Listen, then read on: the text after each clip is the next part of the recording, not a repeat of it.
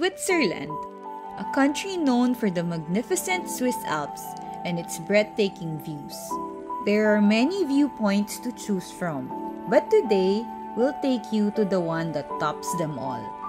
Welcome to Jungfraujoch, or also known as the top of Europe. We're going to the top of Europe! We begin our trip in the municipality of Menziken, then make our way to the city of Lucerne. From Lucerne, we took this panoramic train going to Interlaken.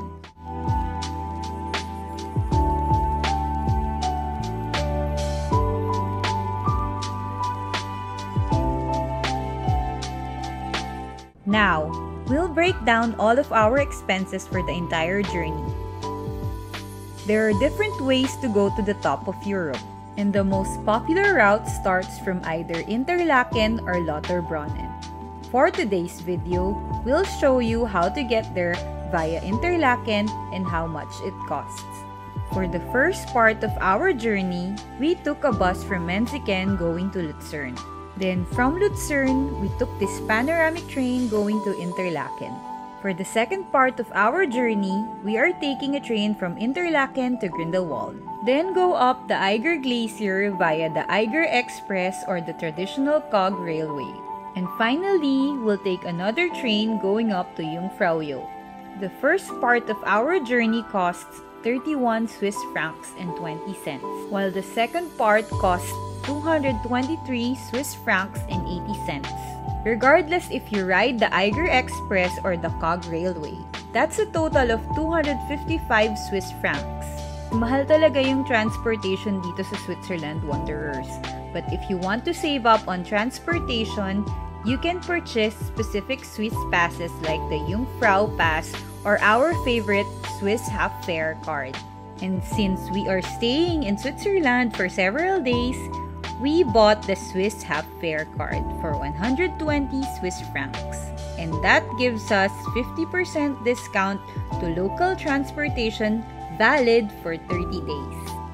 Take note, Wanderers, that you can also use the Swiss Half Fare card to get discounts to other Swiss passes. However, if you plan to explore the Jungfrau region for several days, we recommend buying the Jungfrau Pass. So for this trip, we are just paying 127 Swiss francs and 50 cents. So bawi na kaagad yung binayad namin sa Half Fare card. Andito na pala kami sa Interlaken, Wanderers. Lipat na kami ng train going to Grindelwald.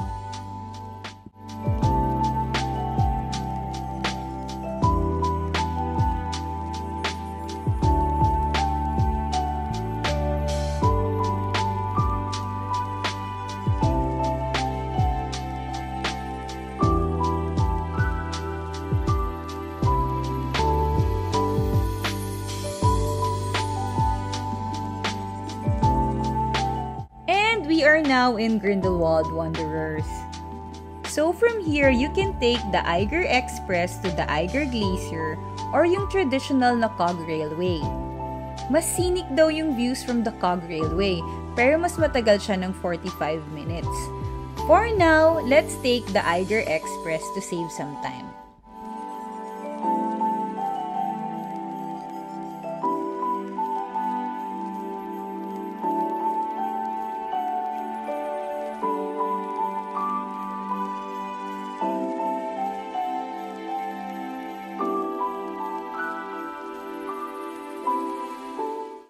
Bali, from Grindelwald, pupunta tayo ng Eiger Glacier. From there, tayo. No, top of Europe. So, pwede kang mag-train or Eiger Express papunta dun sa Eiger Glacier. Kami nag-Eiger Express kami para mas mabilis. Yan. Tayo. Same pricing lang rin pala yun. Mag-pay first.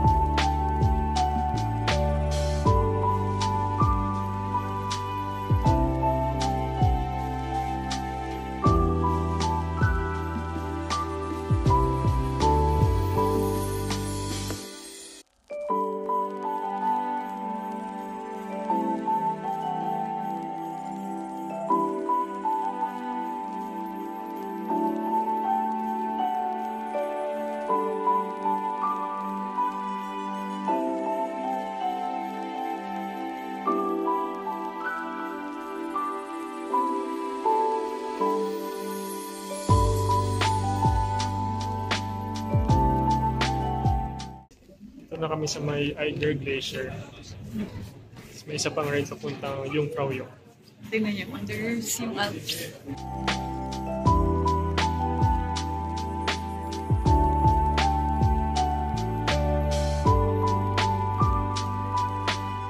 From the Eiger Glacier, we'll be taking this train that goes inside the glacier. Grabe, wanderers! Imagine this train going through a tunnel inside the mountain. Amazing, diba? Halfway through the train ride, may stopover sa ice mere, where you'll be given 5 minutes to take pictures of this breathtaking sea of ice.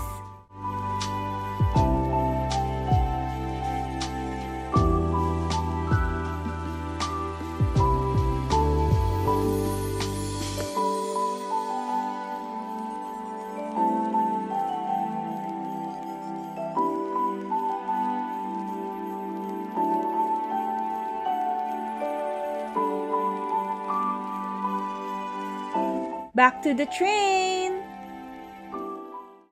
Just then, Welcome to the top of Europe, wonders! Dito na tayo sa top of Europe. At baba lang namin ng train.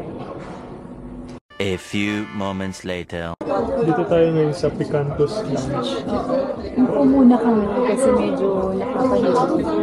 Unti-unti naman mag-a-adjust yung bato kasi medyo thin yung air dito. So, yeah, give your body the chance to, adjust kapag medyo nahihilo kayo. Yung kasi mga taga dito, sanay sila. Pero tayo kasi mga Ashanti, need time to, adjust dun sa air at saka dun sa altitude. Yeah. So, upo muna tayo. Siguro mga few minutes and then kapag nahanap na natin yung balance natin, we can, explore and discover and wonder here and yung crowd. Or pwede tayong kumain muna. Or, yeah, we can have Let's have some kasi fondue later. Wala. May fondue dito?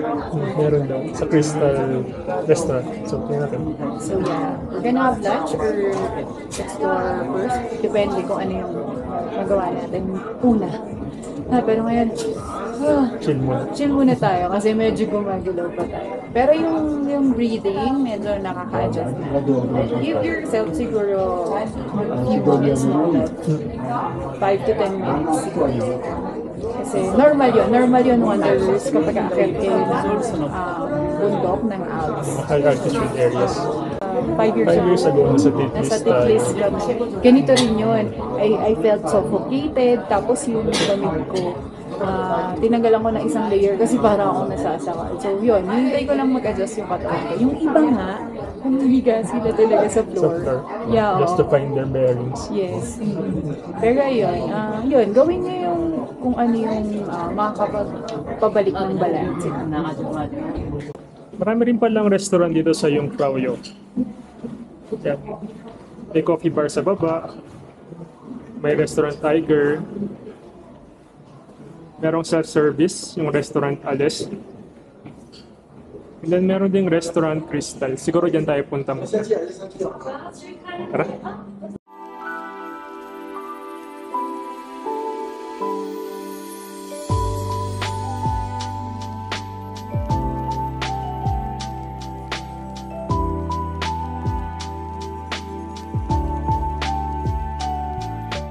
Wanderers, dahil medyo nahilo tayo, kailangan kumain muna tayo. So, magpo-fondue muna tayo. Sobrang dami ng bread, a bowl of bread.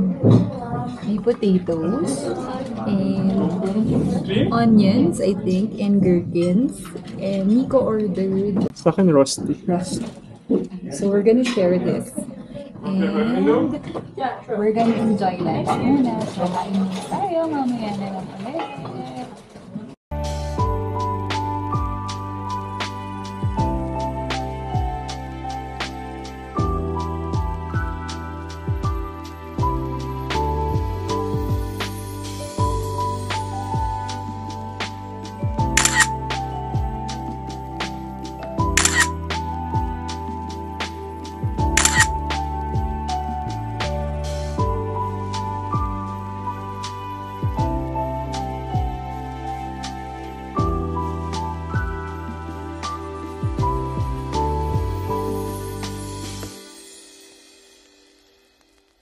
1 hour later. Discovery tour na tayo. Start na tayo sa discovery tour. I think yung first natin na pupuntahan is yung glacier. Para papasok tayo sa loob ng glacier. Yun nakakahilo pa rin. Andam pa rin yung altitude. Dito na siya eh.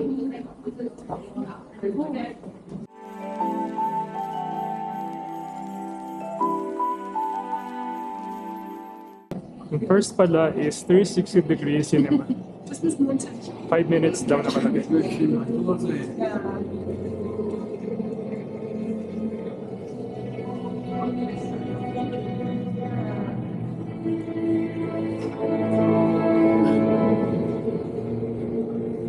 Ito pala yung discovery tour. So after sa 360-degree cinema, pwede kang pumunta dito sa College Glacier, Snow Fun Park Bar. And then pwede ka mag-hike ata palabas, plus 3 hours pa yun. Kapalik, pwede ka naman sa Alpine Sensation, Sphinx Terrace pa pataas, Ice Palace, tapos Glacier Plateau. Sigurado pala yung Alpine Glacier ngayong winter.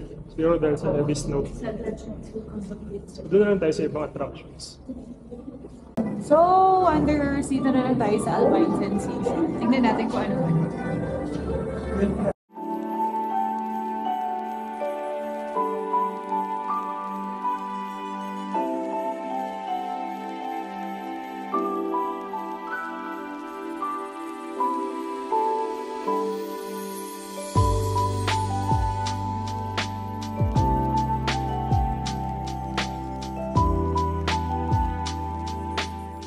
Pasok na tayo sa may Ice Palace.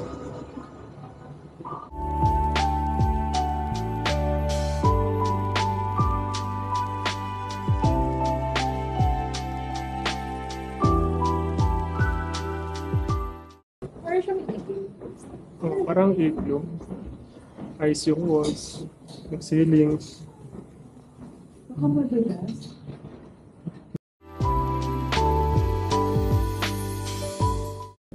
Madulas yung papasok kasi Well, madulas siya. parang nasa loob ka talaga ng glacier. So yung taas ice, yung gilid ice. Tapos yung lalakaran mo ice din. So highly suggested winter boots talaga.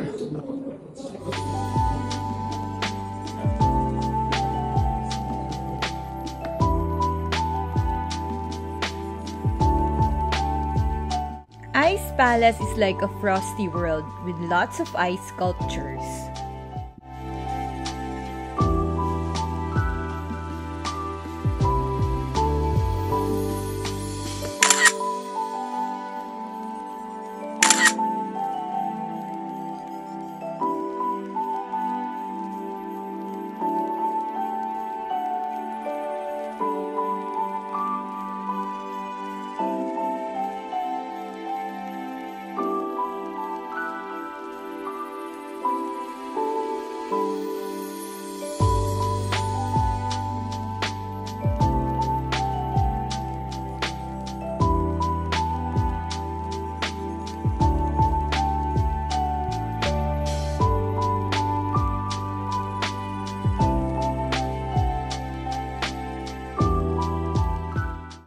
Finally, dito na tayo sa Glacier Plateau.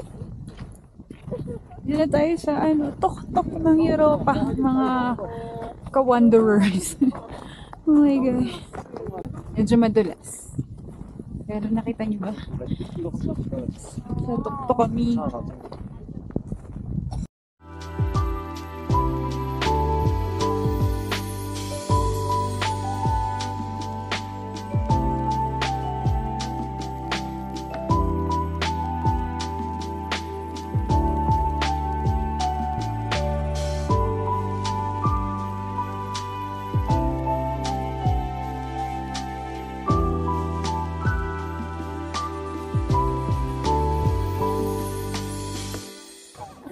Dami ng tao dito sa top. Haba din ng pila sa picture.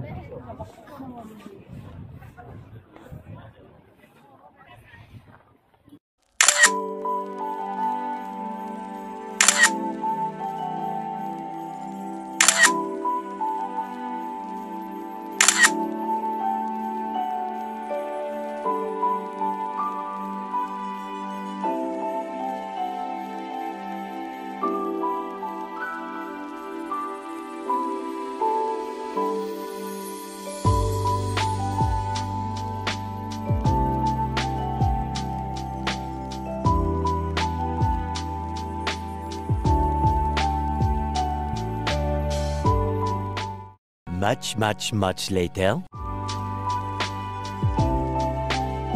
The Sphinx Observatory is an astronomical observatory located above the Jungfraujoch, and it offers amazing view of the famous peaks of the Swiss Alps.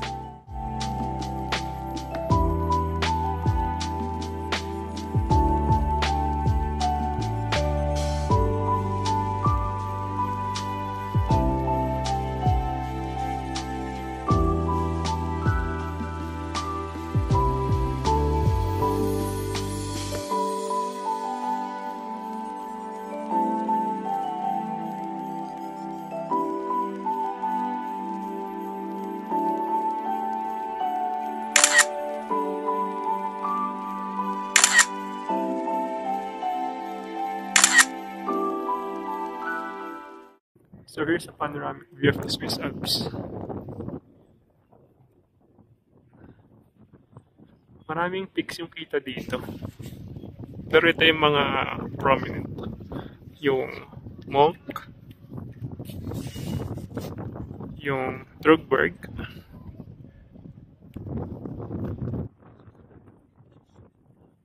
and then of course yung Jungfrau. Yan.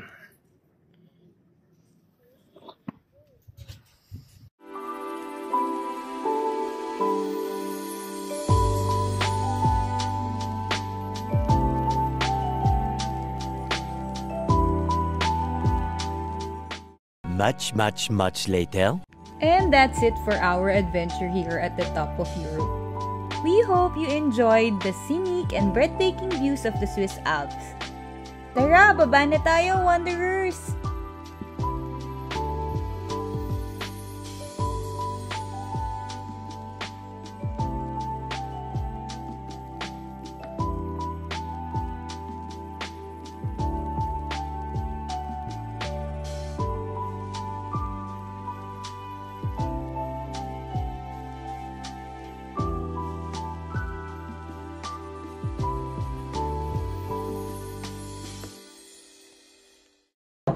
And that's it for today's video. Thank you guys for watching. And kung nag-enjoy kayo, Please do subscribe to our channel give us a thumbs up. and hit that bell for more of our adventures. And misadventures with Discover. And Wonder Switzerland. Good night.